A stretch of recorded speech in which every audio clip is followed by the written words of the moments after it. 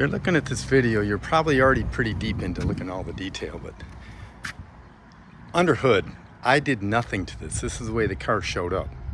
Absolutely did nothing.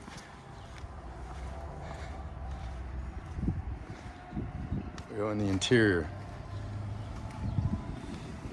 Shows and pictures, sheepskin, we've got those to go along with it, but we want to take them off to show you that there's nothing wrong with the seats. Very little wear on the seats. Everything in A1 condition.